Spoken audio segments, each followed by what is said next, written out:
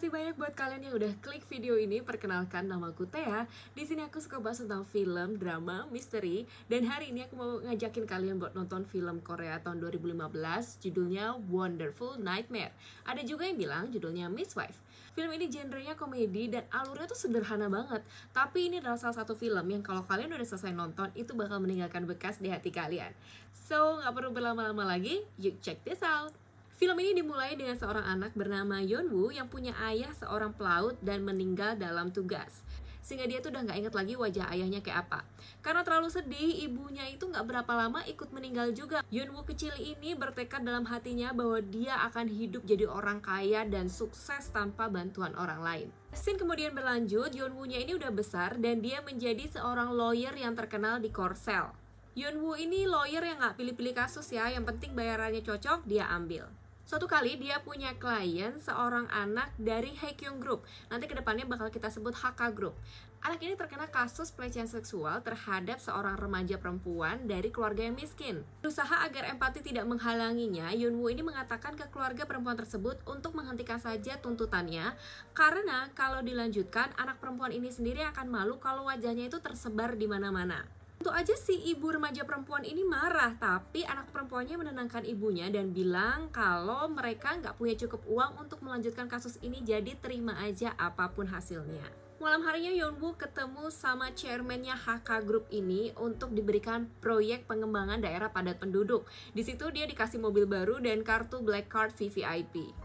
Besoknya sambil nyetir mobil baru, Yeonwoo ini berusaha menghindari truk yang datang tiba-tiba dari arah berlawanan. Ketika dia banting setirnya ke kanan, ternyata di situ udah ada nunggu seekor kucing. Otomatis si Yeonwoo ini kecelakaan. Ketika terbangun, Yeonwoo udah ada di alam baka. Terus dia lapor ke resepsionis yang ada di situ. Resepsionis ini wajahnya bingung banget. Ternyata Yeonwoo ini adalah korban salah cabut nyawa. Hal ini kemudian dilaporkan ke direktur alam baka yang bernama Chief Lee. Jadi ada kesalahan administrasi di mana seorang perempuan tua di tempat lain bernama sama dengan Yeonwoo ini tiba-tiba berhasil hidup. Chief Lee kemudian memanggil Yeonwoo dan menjelaskan keblunderan tersebut. Nah, sambil berjanji akan membereskan keblunderan yang ada, Yeonwoo disuruhnya untuk turun ke bumi dan tinggal di tubuh seorang wanita yang bernama Kang So-yoon yang punya waktu hidup 1 bulan lagi. Mau nggak mau, Yeonwoo menyetujui tawaran tersebut. Kali ini dia terbangun lagi di sebuah kamar yang kecil dengan baju murahan yang dia nggak pernah pakai dan rambut yang acak-acakan. Yeonwoo semakin kaget ketika tiba-tiba ada laki-laki masuk kamarnya yang ternyata adalah suaminya bernama Kim Sung-hwan. Kekagetan Yeonwoo gak berhenti di situ karena ternyata dia juga udah punya 2 orang anak. Yang satu adalah remaja pemberontak bernama Hanel dan seorang anak laki-laki yang mengikutinya kemana-mana bernama Haru. Dan pandangan yang kosong, Yeonwoo ini mengantar Haru ke tempat pemberhentian bus. Setelah itu, teman-temannya ngajakin dia untuk segera ke tempat mereka kerja part-time. Jadi, si Yeonwoo ini baru tahu kalau ternyata keluarga barunya ini mengalami masalah secara finansial. Untuk mendamaikan dirinya sendiri, si Yeonwoo ini mau makan makanan enak. Dia pergi ke supermarket dan beli bahan-bahan makanan yang biasanya dia makan. Tapi dia lupa kalau pas dia bayar, itu kartunya kartu biasa. Dan ternyata uangnya gak cukup. Uang cashnya juga cuma tinggal sedikit. Malam harinya, suaminya Sung-hwan ini mau ngajak mantap-mantap. Cuma si Yeonwoo-nya nolak karena dia kan siapa gitu loh. Gak ngerti harus bereaksi gimana. Yeonwoo ini akhirnya marah sama suaminya dan menyalahkan kenapa dia harus hidup menderita dan gak bisa beli apapun yang dia mau. Suaminya bingung dong ya, kenapa kok istrinya tiba-tiba bisa jadi kayak gini. Yeonwoo akhirnya memutuskan untuk tidur di sofa di luar kamar. Besok paginya, Yeonwoo pergi ke apartemen lamanya buat ngambil Black Card VVIP punya dia. Dan setelah itu, dia beli banyak barang-barang mewah untuk memuaskan keinginannya. Sampai di rumah, suaminya yang masih kesel sama kejadian semalam ini ngajak bertengkar Yeonwoo, bahkan memberikan surat cerai. Suaminya tambah marah lagi ketika dia masuk kamar, di situ ada barang-barang mahal belanjaannya si Yeonwoo tadi. Belum sempat si Yeonwoo ini jawab, udah ada polisi datang ke rumah dan membawa dia ke kantor polisi kena tuduhan pencurian. Ternyata di dunia yang ditinggalinya sekarang, kartu Black Card VVIP itu atas namanya adalah Kang So-yoon, bukan Yeonwoo. Nggak tega dong ya istrinya dibegituin, suaminya akhirnya ngebelain istrinya. Karena akting si suami yang sangat meyakinkan dan bukti yang tidak cukup banyak, polisi akhirnya melepaskan mereka. Nah, habis ini ada scene yang mengubah perasaan Yeonwoo. Jadi di luar kantor polisi itu, Sungwan mengelus-ngelus rambutnya Yeonwoo. Yeonwoo merasakan suatu perasaan yang belum pernah dia rasakan selama ini. Sampai di rumah, Chief Lee ini muncul dan memarahi Yeonwoo karena dalam 48 jam saja dia sudah ditangkap polisi dan hampir membuat keluarganya bercerai. Dia menyuruh Yeonwoo untuk bisa menyesuaikan diri dengan kehidupan barunya, karena kalau enggak, dia bakal ditarik paksa ke alam baka dan tidak bisa kembali ke tubuh lamanya. Gak berapa lama, Sungwan ini mengajak Yeonwoo untuk ikut acara kantornya. Awalnya Yeonwoo menolak, tapi ingat janjinya sama Chief Lee, kemudian dia muncul belakangan. Di situ, Sungwan ini berusaha memberikan pendapatnya ke seorang politikus yang ada di situ, tapi atasannya yang bernama Pak Choi ini datang dan menginterupsi dia. Di saat jamuan makan, Yeonwoo ini tiba-tiba mengangkat suara dan memberikan pendapat yang mendukung suaminya. Politikus yang ada di situ dan Pak Choi itu kaget banget kok istrinya Sungwan bisa kayak gitu. Setelah acara makan itu selesai, Pak Choi memanggil Sungwan dan memarahinya kenapa bawa istri kok bisa sampai ngomong kayak gitu. Dia bahkan bertengkar dengan Yeonwoo dan menyebutnya seorang penyihir. Sungwan gak terima istrinya dibilang begitu dan menghajar Pak Choi di tempat. Yeonwoo kaget karena seumur hidupnya dia belum pernah dibela seperti itu. Malam harinya, Haru tidur dengan ibunya sambil memeluk. Di situ Yeonwoo merasa ikut khawatir dengan kondisi keluarga ini. Besok paginya Hanul minta duit jajan sama ibunya, tapi ditolak. Dia disuruh bantuin ngelipet kertas-kertas dulu baru dikasih uang jajan. Hanulnya marah sih, tapi pada prakteknya tetap dilakuin. Jadi besoknya dia datang dengan tas-tas yang udah terlipat baik.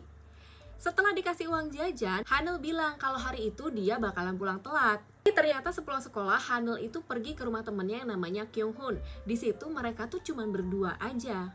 Dan si Kyung-hun ini mulai melancarkan aksinya. Hanul kan takut ya, apalagi setelah dia melihat ada handphone yang merekam kegiatan mereka berdua. Saat Hanul mau pergi, dia dihalangi oleh Kyung-hun dan di situ Kyung-hun mulai bersikap kasar sama Hanul. Sampai di rumah, Hanul ini langsung lari masuk kamar dan banting pintu. Yeonwoo melihat itu semua, menyusul putrinya dan syok berat ketika dia melihat ada luka-luka di wajahnya Hanul. Hanul lalu langsung cerita semuanya sama ibunya. Dia juga ngaku kalau dia takut banget buat kembali ke sekolah, tapi Yeonwoo menenangkan dia. Besok paginya, Yeonwoo menemani putrinya untuk ketemu sama kepala sekolah dan si anak nakal itu yang namanya Kyung-hun. Tapi si Kyung-hun ini ternyata bawa pengacaranya. Si lawyer ini menawarkan uang kompensasi agar Hanul mau menghentikan kasusnya. Di situ Yeonwoo tuh udah gemeteran hebat sampai nangis di kamar mandi. Dia nggak nyangka semua yang pernah dia lakukan di kehidupannya yang dulu itu berbalik ke dia sendiri. Hanul yang melihat ibunya menangis tuh kemudian menyusul dan menenangkan dan bilang gak apa-apa kalau dihentikan kasusnya karena kita terlalu miskin untuk melawan keluarga kaya tersebut. Tapi Yeonwoo menggandeng tangan putrinya untuk kembali ke ruangan kepala sekolah. Di situ pengacaranya bilang kalau Kyung-hun ini bakal sekolah di luar negeri sampai kasusnya selesai dan dia janji untuk tidak menunjukkan wajahnya Hanul. Tapi ternyata Yeonwoo lebih pintar. Dia merekam semua pembicaraan mereka dan menunjukkannya ke atas meja. Dia bilang kalau kasus ini tidak diselesaikan secara hukum, dia akan memastikan semua orang di Korea ini tahu siapa Kyung-hun dan nama keluarganya akan hancur. Melihat ibunya bertarung untuknya sampai sedemikian hingga, si Hanul ini sangat kaget dan seneng banget. Gak butuh waktu lama untuk Yeonwoo ini beradaptasi dengan kehidupan barunya. Justru di saat itu Chief Lee muncul dan bilang kalau 1 minggu setelah hari ini dia akan meninggal di sebuah kecelakaan. Yeonwoo yang udah kadung cinta sama keluarga itu bilang bahwa ini kayaknya gak adil buat mereka semua. Dan Chief Lee cuma bisa bilang, ya kalau begitu berikanlah cinta dan kasih sayang sebanyak-banyak yang bisa mereka terima dalam 1 minggu. Setelah itu Yeonwoo bertekad untuk mempermudah hidup keluarga ini. Ketika tahu suaminya akan dipindah tugaskan ke tempat yang sangat jauh, Yeonwoo ini menyamperin Pak Choi. Awalnya diajak ngomong baik-baik, tapi karena nggak bisa, Yeonwoo kebetulan tahu dari kehidupan yang sebelumnya kalau Pak Choi ini menerima uang sogokan dari HK Group. Jadi dengan nada bicara lawyernya itu, dia membuat ancaman ke Pak Choi yang membuatnya tidak berani mengganggu lagi suaminya Sung Hwan. Di tempat lain, Haru ini tiba-tiba jatuh pingsan sepulang sekolah. Ternyata dia memiliki penyakit mata turunan yang harus disembuhkan lewat operasi. Yeonwoo ini udah shock berat dan dia ditemui lagi sama Chief Lee yang berkata kalau besok di hari operasinya Haru ini dia akan meninggal. Yeonwoo ini marah dan nangis sama Chief Lee, kenapa kok anak-anak ini harus diperlakukan seperti itu. Bahkan dia pun rela menukarkan kehidupan lamanya agar dia bisa tetap tinggal di kehidupannya sekarang. Tetapi itu suatu hal yang gak mungkin. Malam harinya, Yeonwoo tidur dengan Haru dan menceritakan tentang ayahnya yang meninggal dan gimana dia membakar semua fotonya sehingga dia tuh nggak inget apapun tentang ayahnya. Di hari operasinya Haru, Chief Lee menemui Yeonwoo lagi di luar. Di situ dia memohon banget sama Chief Lee agar diberikan kesempatan mengucapkan selamat tinggal untuk yang terakhir kalinya kepada keluarganya. Chief Lee berjanji kalau Yeonwoo segera pergi, Haru akan disembuhkan dan kehidupan keluarga itu akan membaik. Akhirnya Yeonwoo dikasih waktu yang sangat sedikit sekali untuk mengucapkan selamat tinggal. Gak buang-buang waktu, dia segera berlari. Pertama dia menemui Hanel, memeluknya dan mengatakan agar dia hidup dengan bahagia. Lalu dia menemui Haru yang udah selesai dioperasi. Dia bilang kalau ibunya ini akan pergi jauh, jadi dia harus menjaga dirinya sendiri. Nah, di sini tangisannya Yeonwoo pecah banget ketika si Haru ini bilang, "Oke, ibu boleh pergi tapi cepetan balik ya." Dia menemui suaminya dan berpesan untuk menjaga anak-anaknya dengan baik. Setelah itu dia pergi keluar menghadapi takdirnya. Dia kemudian terbangun di badannya yang asli. Menyadari kalau dia ada di rumah sakit yang sama dengan Haru, dia segera berlari ke kamarnya Haru, tapi anak itu sudah nggak ada di situ. Ia bahkan nyamperin ke rumah lamanya mereka, tapi juga nggak ada di tempat pemberhentian bis pun. Haru juga udah nggak sekolah di situ lagi. Memutuskan untuk memulai kehidupan yang baru, Yeonwoo ini memberikan flash disk berisi catatan tentang penggelapan yang dilakukan oleh HK Group ke seniornya.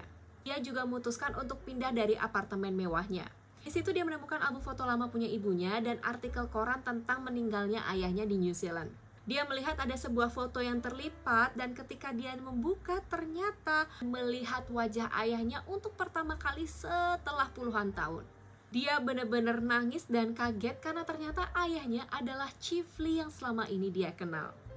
Yeonwoo kemudian memutuskan untuk pergi ke New Zealand di tempat di mana ayahnya meninggal. Tiba-tiba saat di pesawat dia ketemu sama Haru, Hanel, dan Sung Hwan. Tapi nggak seorang pun dari mereka mengenali Yeonwoo. Ketika mereka duduk bareng bersama, Yeonwoo ini nanya kenapa kok mereka pergi ke New Zealand. Haru menjawab kalau ibunya ini baru meninggal dan mereka berencana untuk tinggal dengan saudara mereka untuk beberapa saat. Sung Hwan kemudian bertanya sama Yeonwoo, kenapa kamu juga pergi ke New Zealand? Yeonwoo menjawab karena dia ingin menemui ayahnya.